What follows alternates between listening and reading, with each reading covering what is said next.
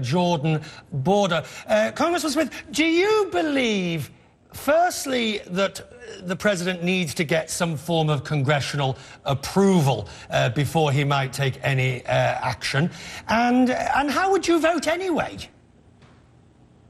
Well, I mean, first of all, the historical precedence is no, that the president doesn't require congressional action for a variety of different things. Certainly it happened in Libya, but it's happened in a number of other places as well. Grenada, Panama, a number of times presidents for decades have acted without Congress first giving approval.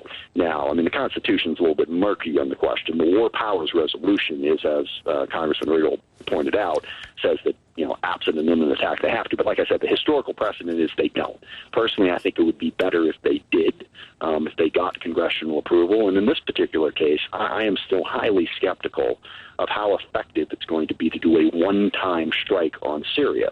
And, we have to be clear. Number one, it's not going to be that effective. And number two, what if Syria strikes back? They have said, they will defend their interests. What if Syria shoots at one of our ships or one of our planes or tries to attack us in another way? Are we prepared to get into that type of an acceleration of a conflict? That I think the president has been very clear, and I think very right, that we're not really in a position and shouldn't engage our military. And certainly, what Assad is doing is terrible, but we're not in a military position to go in there and fix that. And I'm awful worried about us committing ourselves to something that might start us down a path that we shouldn't start down. And Congressman, can you describe for us, because you were visiting the Syrian-Jordan border there, who did you talk to? What did you see? What is taking place on the ground? Were you on the Syrian side? Were you on the Jordanian side? And what did you make of what's happening there, what you just saw? Well, we were on the Jordanian side, but we were only about 10 or 15 feet from the Syrian side, and we were there with the Jordanian military and the government getting their brief on their border security efforts. And, right across the border, you've got all of the Syrian border checkpoints. As you go along that border, there's, 50 or 60 of them, and on a daily basis, they're being contested between the rebels in Syria, various different rebel groups and the regime. And from one day to the next, the regime controls a certain number of those border checkpoints, and the next day it changes. So there's an ongoing fight over those border checkpoints right across the border from Jordan.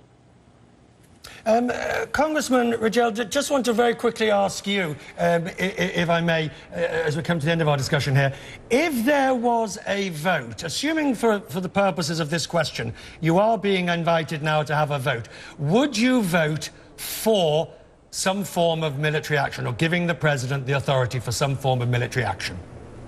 Based on the information that I have now, and the inadequate case as I see it that the president has laid out, the ambiguity that is present, I would vote no. But the process by which we need to navigate through this, which is for him to call us into joint session, would give us the opportunity to allow for a more rigorous examination of the data and the case to be made. So I am open to the argument, but at this point the answer would be no. All right, Congressman Riegel, as well as Adam Smith, thank you so much. I appreciate your time. Interesting, Richard, here, because there is a window here. The president is planning on going to